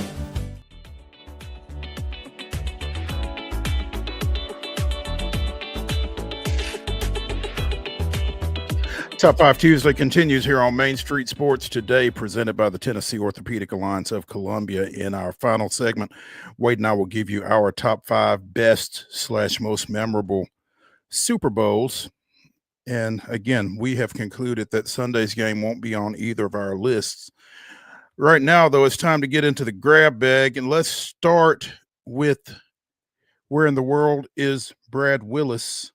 Well, most recently, apparently, it was in Dayton, Tennessee, to make former Tennessee quarterback Andy Kelly, former Nashville Cats quarterback Andy Kelly, aware that he would be a member of the Tennessee Sports Hall of Fame's 2025 induction class. And as we talk to Brad so often, it always feels like there's somebody that it's like they're not already in, and that would kind of apply to Andy, I would think, given again what he did at UT and what he did after as an arena ball quarterback. Yeah, Brad strikes yet again, and you're right. Feels like, perhaps maybe should have already been in, but yet another cool moment, dropping by his insurance office over there in Dayton and just pulling right up on him. So Brad has gone high and low. He's been inside the FedEx Forum. He's been at the 104.5 The Zone studios. And, sometimes you just roll up in a State Farm office in Dayton. No place and no corners unturned for this guy. Yeah, you never know where he's going to wind up. And it's, he's always delivering great news when he does. So congrats to Andy again.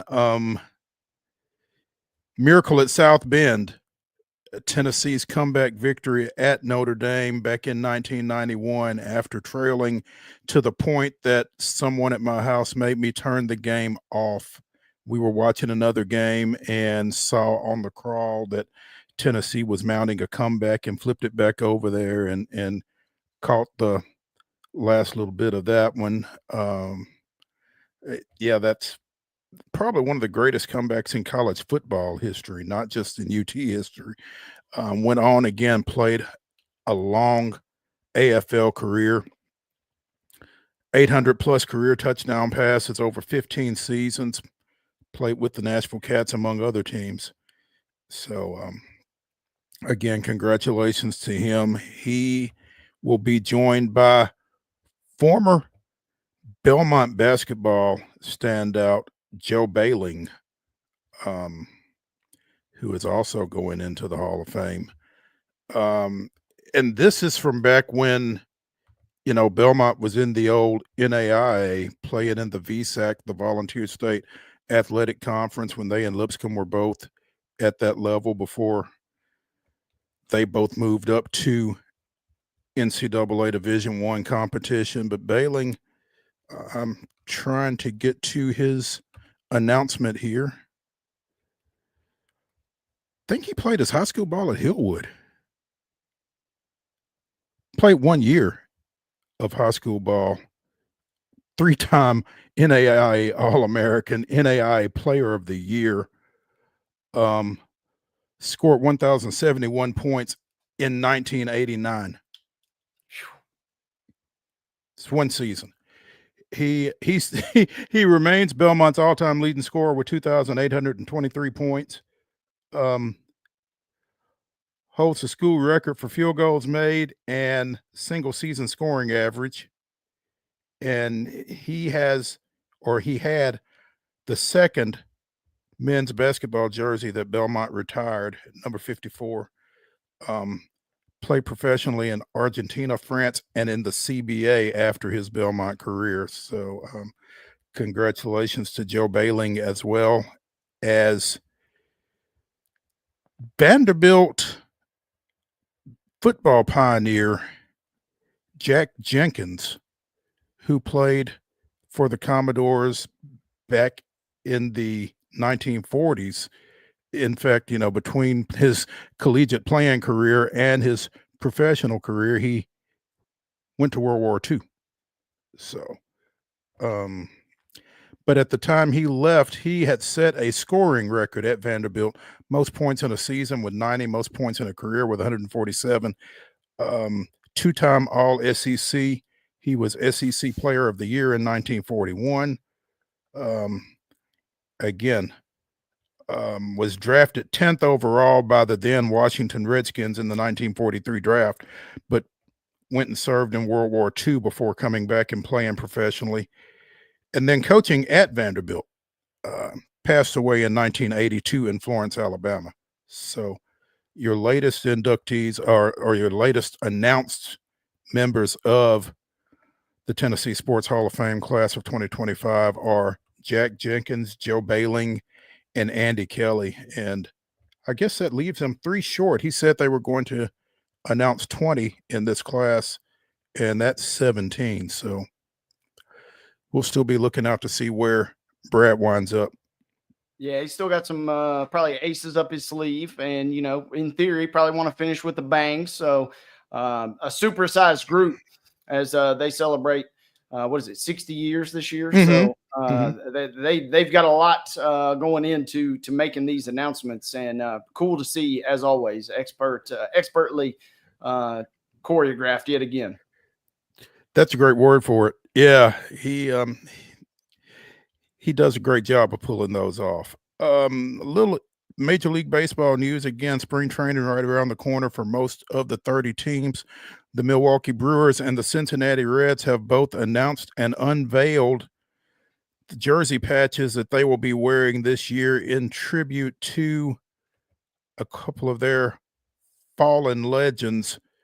The Brewers have got a snazzy Bob Uecker patch to pay tribute to him. It's his autograph across a baseball that sits on a plaid piece of fabric in their blue and gold colors, kind of commemorating his legendary plaid jackets that he always seemed to show up in. It's really sharp, really a nice touch in recognizing their longtime radio broadcaster who passed away last month. Cincinnati Reds keeping it kind of simple with a number 14 on a black circle that they will wear on their sleeve in honor of Pete Rose, who passed away back in September. Obviously, it was a situation where you felt like both those teams were going to do something. You just didn't quite know what. But now we're here on the tip of the season getting started, and they rolled those out here in the last couple of days. Really nice touch, paying tribute to those two, the hit king and must be in the front row, Mr. Uecker. So we'll be looking for those on a baseball field near you soon. Speaking of team logos, the 5 guys that will be going into the Baseball Hall of Fame this year, it was announced what logos, on their plaques, they typically have a hat on, and typically the plaques with the hat have a team logo on it. Sometimes they don't. Sometimes a player who will have played for a number of teams and would prefer not to have a logo. But Dick Allen will go in with a Phillies logo on his cap. The late Dick Allen. Dave Parker will wear a Pirates cap despite having played for the Brewers and the A's, among others. CC Sabathia started his career with Cleveland, obviously had that great run with Milwaukee, but he will be a Yankee where he played 11 of 19 seasons. Ichiro, no question, he would be a Mariner. And Billy Wagner going in as an Astro. Much deserved. Again, those guys had a lot of success with other teams, but that's who they will be. I don't want to say memorialized because they're not dead, but that's who they will be associated with primarily as they go into the Hall of Fame. So nice little touch for them and those respective teams, I would think. For sure. Particularly Wagner.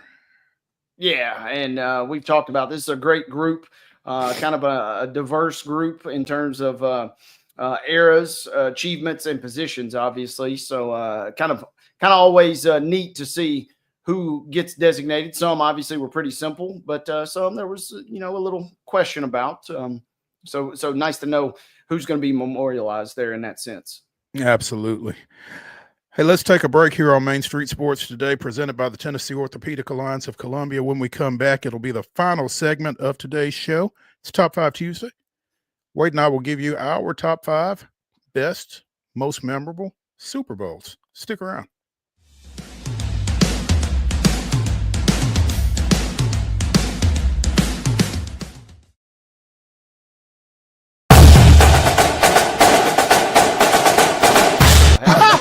Hadn't forgot that. You know what they say, let's go Strokes.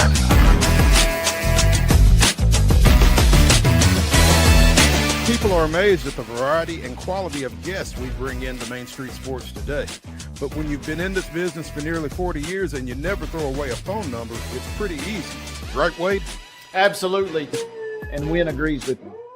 Check out some of our guests featured on Main Street Sports Today. Step back and catch my breath. But I expect nothing less from you, big boy. Let's get going. We make it work pretty good. So the fans are tremendous. It's fantastic. It was really amazing. They call it performance. Yeah. From preps to pros, you never know who's going to stop by. So be sure to listen to and watch Main Street Sports Today from 2 to 4 p.m. daily on the MSM TV app.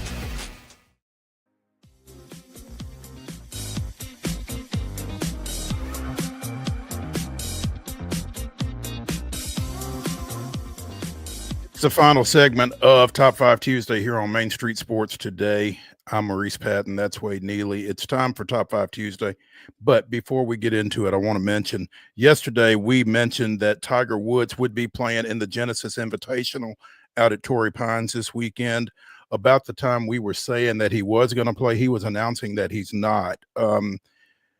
Tiger's mom, Coltita, passed away last week, and he had thought that he would be ready, and he said yesterday in an announcement that he's not. Said, I plan to tee it up this week, but I'm just not ready. I did my best to prepare, knowing it's what my mom would have wanted, but I'm still processing her loss. Thanks to everyone who has reached out. I hope to be at Torrey later in the week and appreciate the continued kindness since my mom's passing. So he's hosting the tournament, and I would imagine the combination of hosting it and playing in it and still processing the loss of his mom was just more than he was ready for this week. And it's unfortunate, but grief is a hell of a thing. No doubt. And it's sad, obviously, news, but it's especially tough because just 2 weeks ago she was in the crowd cheering him on. A funny clip as part of his TGL, the new golf league that him and Rory are kind of getting up and running. And he said, hey, Mom, I'm going to try not to suck today. So Tiger's still kind of being playful with his mom, watching him in the crowd. And, yeah, that made it even kind of more tragic, the fact that she was just there and then, boom, the next week gone. So, obviously, nobody really going to fault Tiger for this. And man, that's a lot he's got to deal with. Absolutely, and not at all. You're right.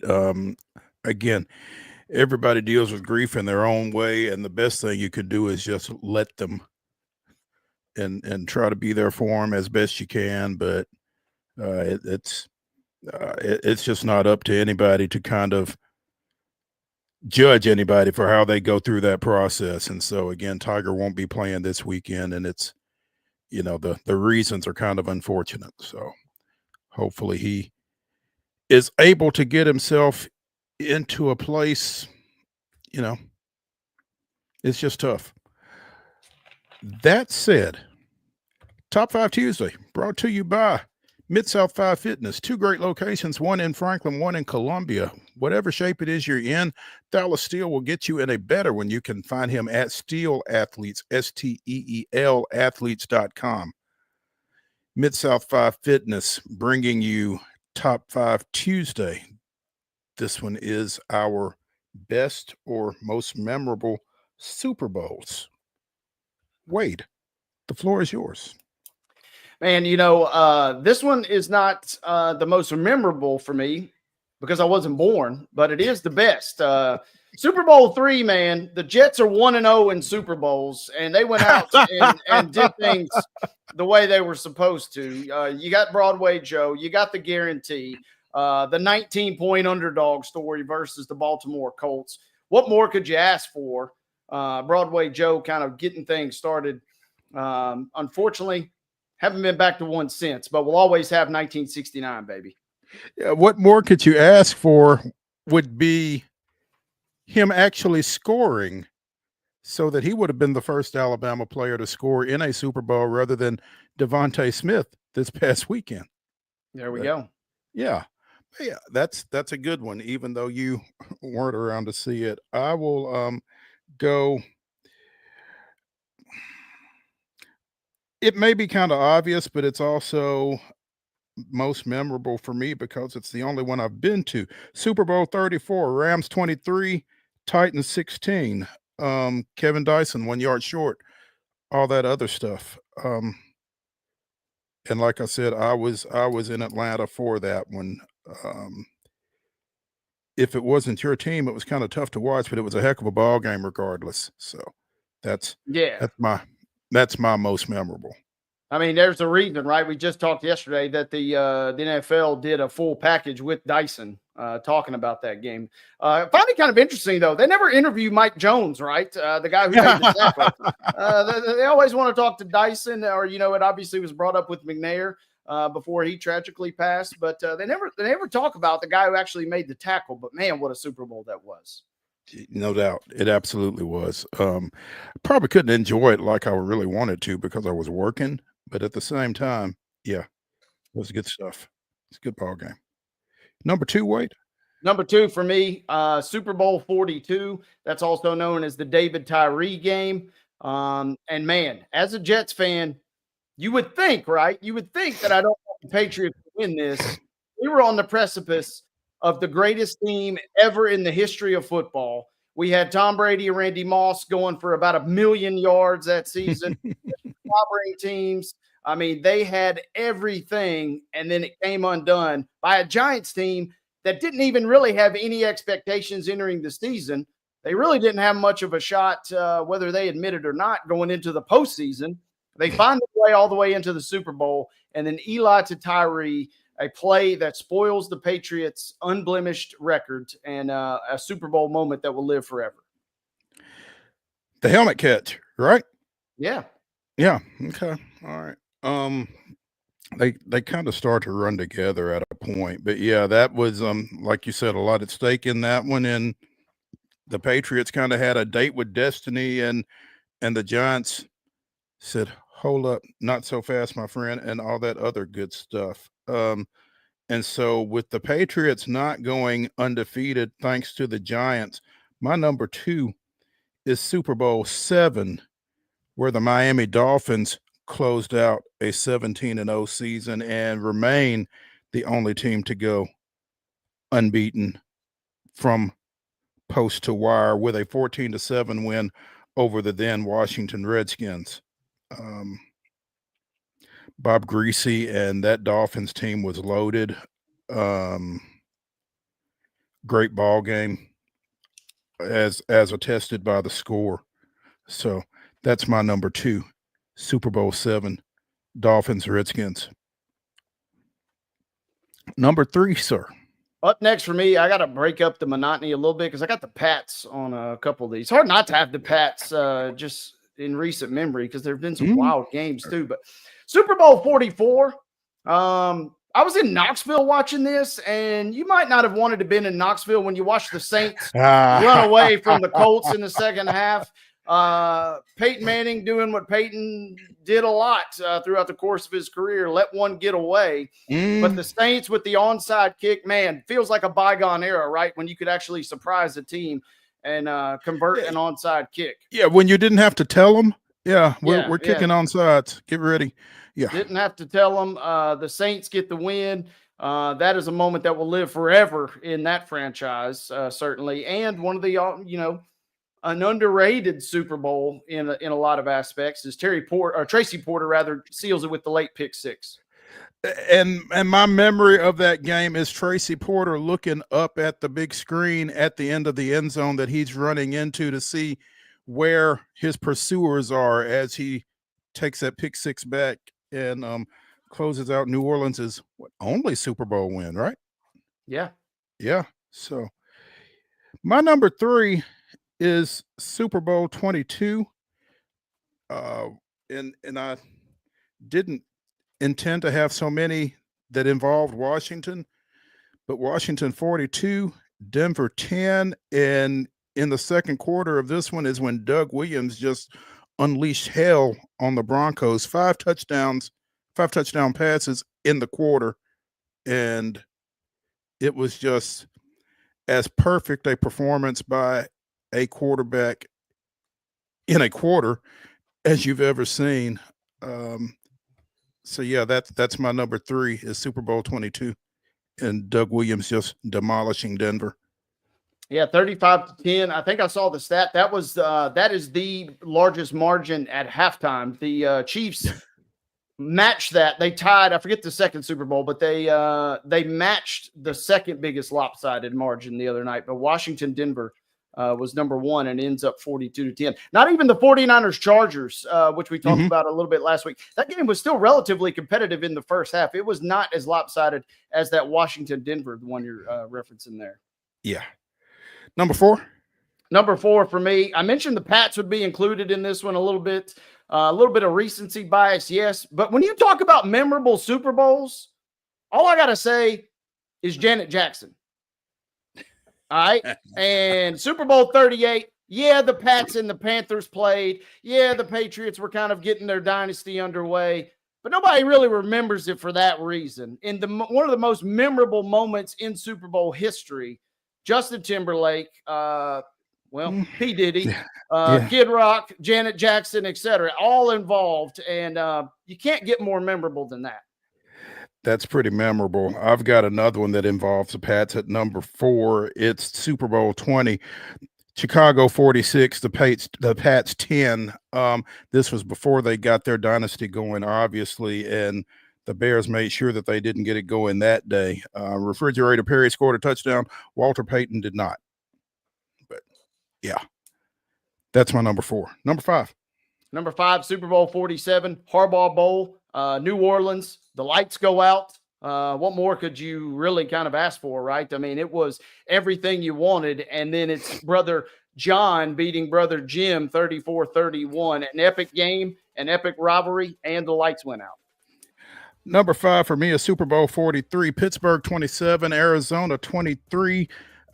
James Harrison taking that pick 6 all the way back, and you wondered if he was actually going to get there or if he was going to pass out on the field. He did get there. Pittsburgh did win, and Super Bowl 43 is my number 5.